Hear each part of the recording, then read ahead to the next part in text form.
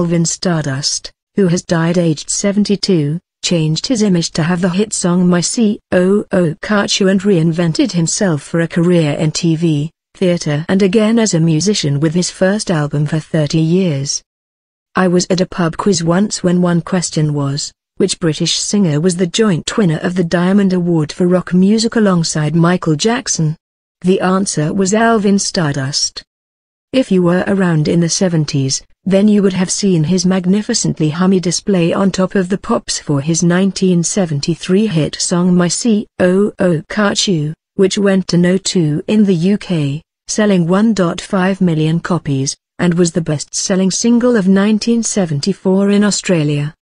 My Coo Ca Choo was the result of a masterpiece of reinvention by the singer, who had been born Bernard William Jewry on September 27, 1942 in London's Muswell Hill. After moving to Mansfield, he had some success in the 60s as Shane Fenton in the Fentones band, replacing and keeping the name of the real Shane Fenton, who had died at the age of 17, but had been out of the limelight before he got his break riding the crest of the glam rock wave with My Coo Ca Choo. He went to a company called Magnet Records after co-owner Peter Shelley had advertised for a singer to record the song.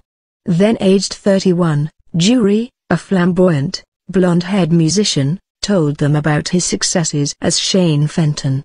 He was told they were looking for someone with a harder-edged image to sing the song. A day later he returned, with slicked-back dyed black hair, wearing a black leather jacket, outlandish jewelry and one black glove. He had drawn heavily on the look of Gene Vincent. The people at Magnet loved it and came up with the name Alvin Stardust. I couldn't imagine anyone buying Coo Ca Choo, how wrong I was, he once said of a song that stayed in the UK charts for 6 months.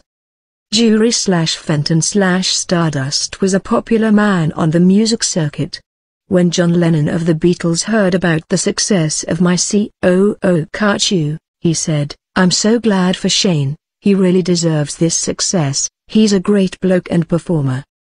Stardust, who appeared on TV as part of the Green Cross Code Road Safety campaign, went on to have hits with Jealous Mind, Red Dress, Good Love Can Never Die and I Feel Like Buddy Holly.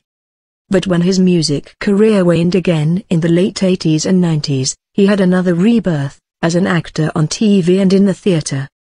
He appeared in Hollyoaks and Doctors and with Harry Hill and also presented his own children's show, It's Stardust, on ITV. He loved the theatre, too, and was a success as the child catcher in the London Palladium hit Chitty Chitty Bang Bang, as well as playing Uriah Heep in David Copperfield and appearing as the Marquis of Queensberry in a play about Oscar Wilde. But he missed music and his talent for reinvention appeared again.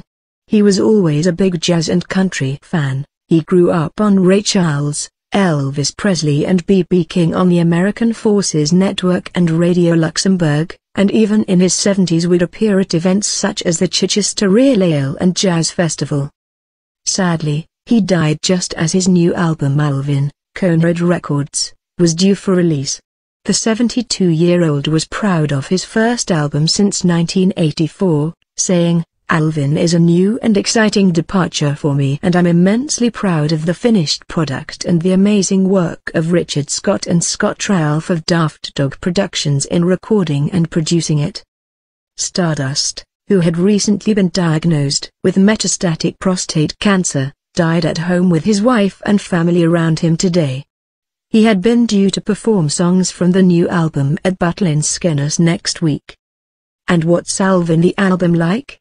Well, there are 10 amiable tracks that blend pop, country and rock, and on Robbery he sounds like a growly British version of Johnny Cash. This is Highway Robbery, They Make You Walk the Line.